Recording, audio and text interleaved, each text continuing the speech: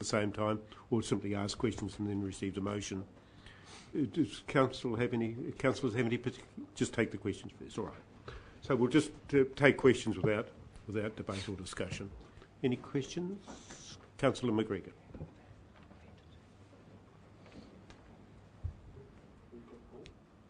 You, Councillor McGregor. Yes, thank you for your presentation, Ms. Winder. When you look at amalgamation of the five councils, obviously it's a major exercise, involved major costs. But did you look back at the history of amalgamations in 1989, where you had much more disparate organisations coming into this one, for instance, on a smaller scale, but nevertheless, I would say more complex. Did you look back at the possible history of how it was handled then? Certainly, I reflected on my experience of being in local government at the time, but no, we have not looked specifically at that. I mean, one of the other major differences between local government as it was then and now is the level of sophistication and dependence upon complex IT systems to run your business, which was not the case in 1989. And that presents a whole different range of challenges as to how you deal with integration of systems now. Councillor Gilbert and then Councillor Dick. Two questions. The first is, in the unlikely event that councils could agree to cooperate and share services, and given that the main savings are through waters and roading, that's 50%, the same result could be achieved, presumably by councils cooperating together, and that would save the transition costs. I know it's hypothetical because we've had the opportunity to do it for the last God knows how long and never done it, but in theory, most of those savings, if not all of them, could be achieved by shared services. Is that a fair assumption? I've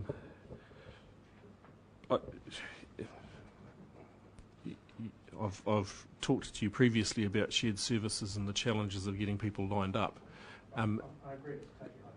The other part of your comment that I couldn't agree with is that you could do it without the transition costs. So if you go, there are a substantial portion of the savings that we've identified are in essence back office costs. You will not achieve those without the transition costs associated with business systems. Given that the transition costs remain, would shared services produce a similar level of savings? So if it could be implemented? A yes or no answer, I guess. I think you would struggle to achieve the same level of saving with shared services because it would be hard to push it to the same point in terms of how many staff people may be prepared to give up, or the temptation would always be to retain a level of independent advice rather than throw it all into the shared services arrangement. So I think the level of savings would be less. But yeah, there are certainly savings opportunities associated with shared services. Thank you, Councillor. Three questions. Thanks, Peter. Just firstly, the terms of reference for your exercise were based on fiscal and considerations and potential savings, and your report, or its terms of reference, didn't permit you to address sort of fundamental concepts of local government like local self-determination and representation of communities of interest. So that's just not there, is it? That's correct. When that wasn't part of the terms of reference, so this is what is and was only ever going to be a part of what you would need to consider in looking at whether an amalgamation or reform is appropriate. Yes. Okay. Secondly, roading expenditure, the biggest item, savings difficult to procure, and sensitivities to change. Did you consider that, in fact, if you went to the single unitary with one financial assistance rate for the whole of the region, that there would be severe consequences for rural authorities like Wairau and Central Hawke's Bay with big roading networks, who are currently getting something like 65% reimbursement, and coming down to an average across the region of around about 51%. That has two consequences. One, very severe consequences for Wairau and Central Hawke's Bay ratepayers unless the urban people subsidise it. And secondly, that there'd be a net loss of roading subsidy from central government to the region of around $1 million a year. So, in essence, we've assumed that the financial assistance rate would be adjusted so that the same amount of money is coming into the region after amalgamation as is coming into the region now. And I believe that's a perfectly reasonable assumption, and that's the approach that was adopted with Auckland. That's not how LTNZ have described it, but it should be that way. So, My last question. Do you know why the Local Government Commission has delayed the whole process by 12 months or more?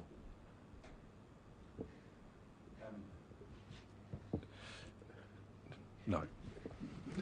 I could speculate, but that would not be helpful. We don't want any. They're in town at the moment. We don't want any speculation. Thank you, Councillor Douglas.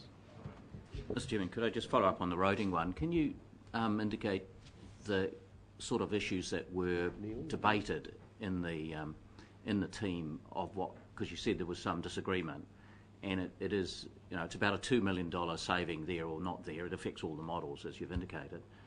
What were the range of disagreements? What were the issues that were being explored? In essence, it goes to the extent to which there is or there are economies of scale in purchase of maintenance activities, and we're the analytical work that NZTA has done suggests that there are, and that there's somewhere a size of network where there is an optimum scale in terms of what market response you'll get with pricing. Within the room, there were varying degrees of scepticism as to whether or not that could be achieved in reality, given the nature of the market. And just a couple of other questions. Thank you. Just looking at the savings, there's about 5 areas that are the big savings. There's planning, roading, overhead IT, overhead other, which is presumably getting rid of councillors, chief executives and other sundry items, and finance. All the rest basically are pretty much the same cost, give or take, aren't they? So they're more local in their effect, and therefore the local costs will stay a bit like you said on the water systems. So, and that comes partly to Councillor Gilbertson's question about, are any of those shared services possible? And I may have put it to you, the only one that's not possible is overhead other, because getting rid of chief executives, if you continue 5 authorities, is not practical. Would that be your view? Shared back office services is the single biggest opportunity for savings short of amalgamation. Thank you. Councillor Wilson. Thank you, Mr. Chairman. Just a couple of quick questions, Mr. Winder. One in particular around the potential of, I think the phrase, and I hadn't heard it before, visible and not visible or invisible debt. Did you get a feeling in your travels about how much invisible debt, i.e. deferred maintenance, those sorts of things that the region might have to combat? No, we didn't, but our sense is that the infrastructure across the region will be in a very different state depending on which local authority you're in. But that simply reflects our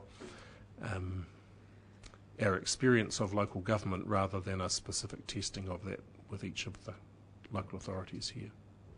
Okay. And this is possibly not a fair question, but I'll ask it anyway. The work you've done, you've basically looked at this from a, almost a for want of another description, a feasibility point of view. I mean, you've put some figures up there. You sort of told us what things could look like. If I was to offer you a contract to deliver that, how confident would you be?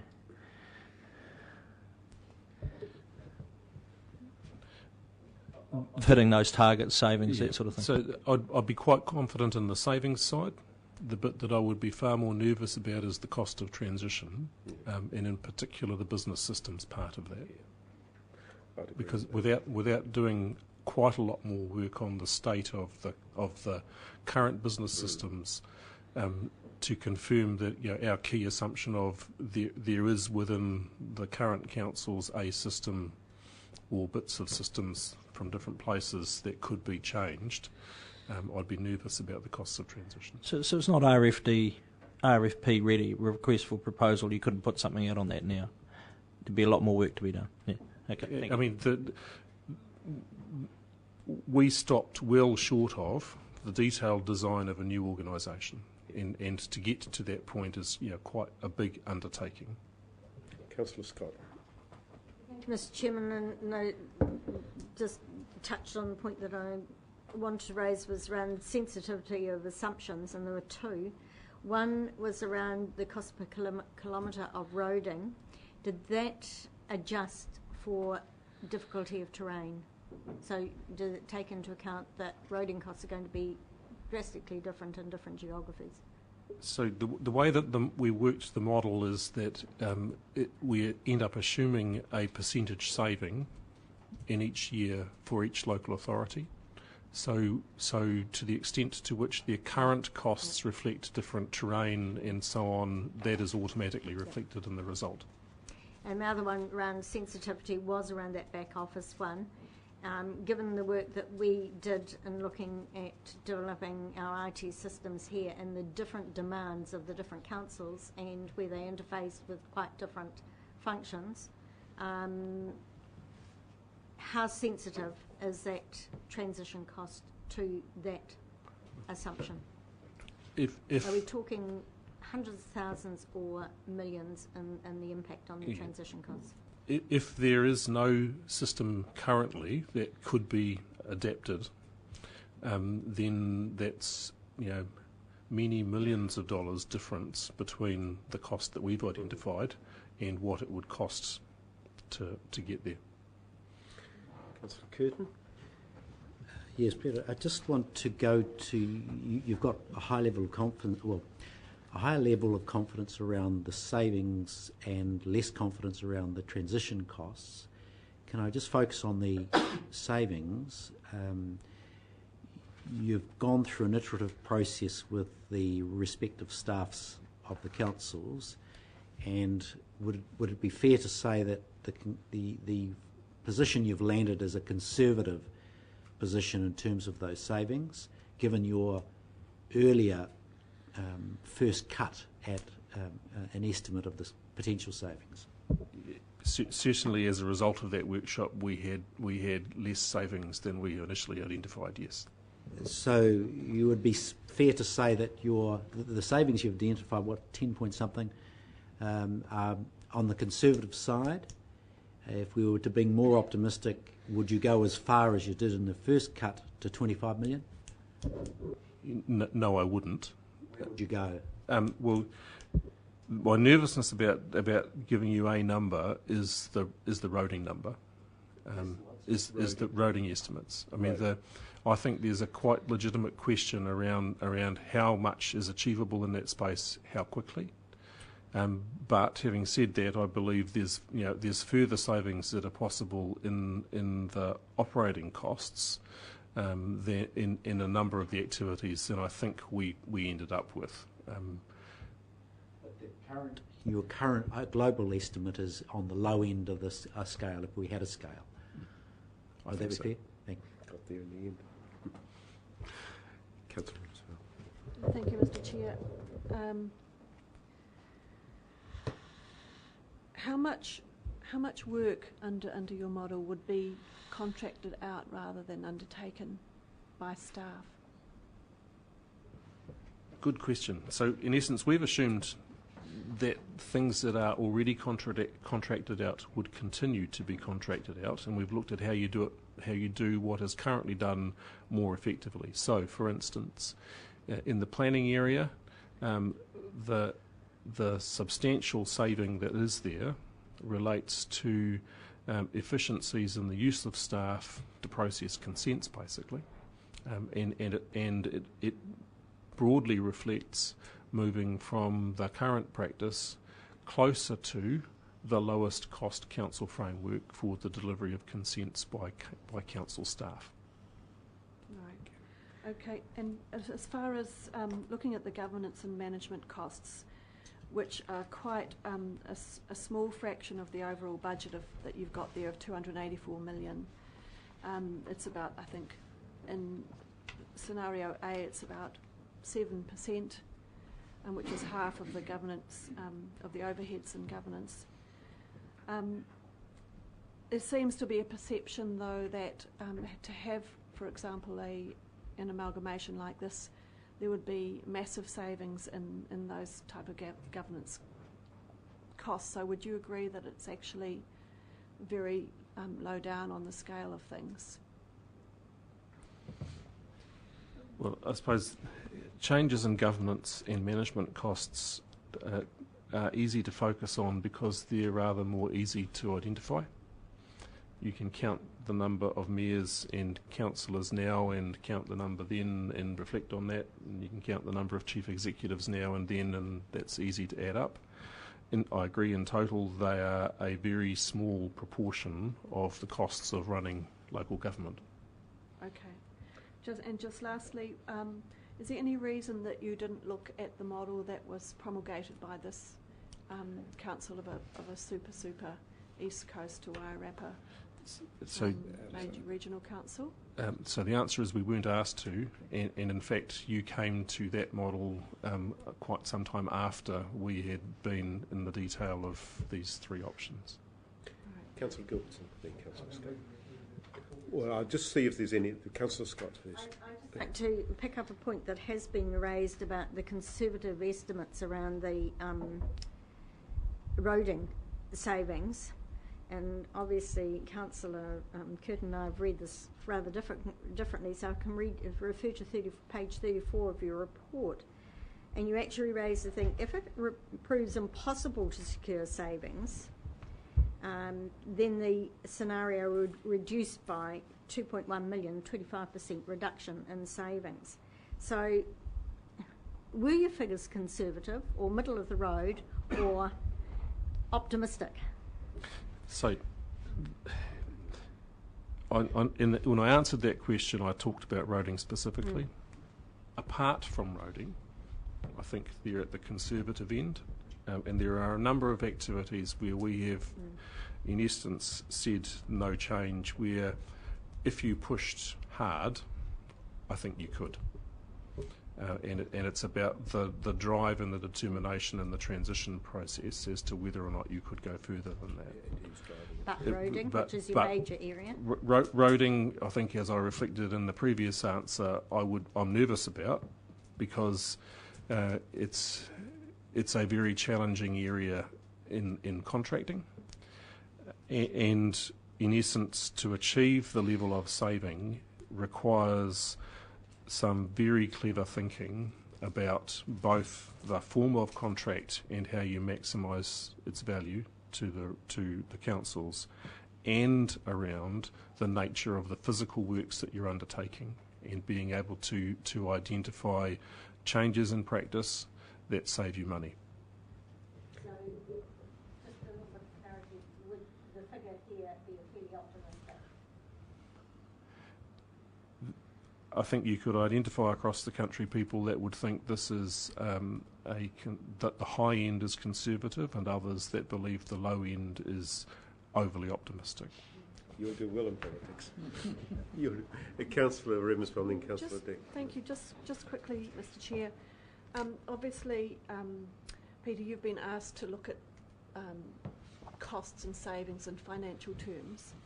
But just based on your wider experience and your time in local government, have you got any comments about the the effects of perhaps the loss of democracy and other values, as well as those financial ones. Well,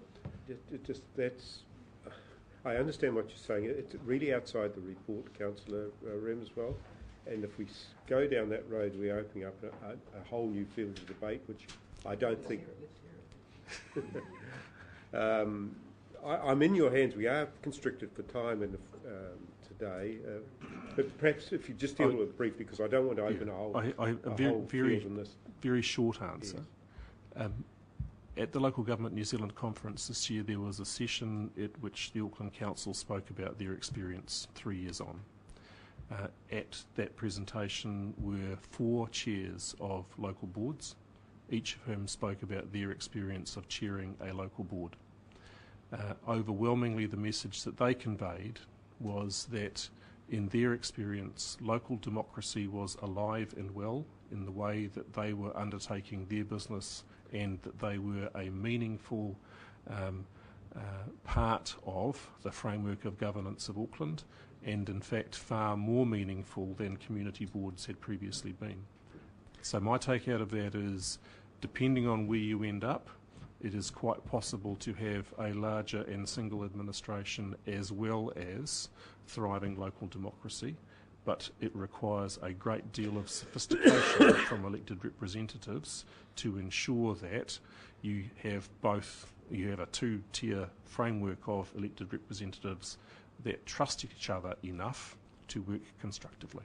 Would that depend on who is in the chair, who is in the mayor, who's the mayor? Ultimately, any form of democracy depends entirely on who's elected as to how effectively it works and what your view is. But that's, again, a different debate. Councillor Dick, but I think we better stick to that. I just won't make the comment in terms of roading and savings on roading. The overall management of roading, and certainly roading funding allocation, is already regionalised through Regional Transport Committee and the LTNZ oversight of funding. Sure, we still have 4 sets of asset managers, but it is one field where those asset managers actually talk to one another in the same forum. You can agree with that. Yeah. The opportunity is with a single and deeper management and professional team around asset management. And my observation is, as you build that capability, your understanding of the most cost-effective way of maintaining your roads changes. And I can see visible evidence of that in Kaipara at the moment, as we've introduced a different team, and we are making substantial savings across the maintenance of a very large unsealed network on very difficult terrain. Yeah. Can I just say that, for example, Wairoa is recognised nationally as an expert in unsealed roads maintenance, and their requirements are very, very different to what you do in urban Laken. Moving into debate. I'll take your motion. I'll move the report be received, Mr. Chairman. It's been moved and seconded by Councillor Wilson. I will take that because I think we've had a fulsome questioning. Do you wish to speak to your... Yes, Mr. Chairman, I think Peter hit the nail on the head. It's the quality of people that are elected that will drive success or failure. If we'd had this drive 10 years ago to have shared services, we'd been in a situation where this debate wouldn't happen, and I've said that before. Thank you for the report, Peter. It's good that you finally got here. And the only thing that's missed out, which you can't do, is the savings to the community by having a more efficient system. And I think there's millions of dollars to be saved by people or to be made. And that's another thing we want to quantify, is that if someone comes to Hawke's Bay and gets put off because they have to deal with different authorities, different rules and regulations and go away, we'll never know how much money we could have made or saved if that had happened. And we can all quote, tourism's a classic, where dealing with 5 council, I reckon it's cost us millions and lost opportunities. So it's the opportunities and the savings out in the community that are quite separate from the X amount of millions that you can save here. But this is good progress on the way, and I just hope that somewhere or another those savings can be made and the community can move forward. Thank you. Thank you. Councillor Wilson. Thank you, Mr. Chairman. Yeah, well, it's certainly a step in the iteration that we're going through at the moment in regard to local government reform in Hawke's Bay. Interesting that it has been delayed or slowed or whatever you would like to call it. But the discussion is alive and well and interesting as we head into local body elections. So your report here, the timing is good. Some things are worth waiting for, Peter. I'm sending you a little message there. But ultimately, you're here now, and thank you for bringing us up to speed. Cheers. Any further discussion? If not, I'll put the resolution. All in favour, please say aye. To the contrary, no. Carried. Thank you, Peter, for your time and for your report. Thank you.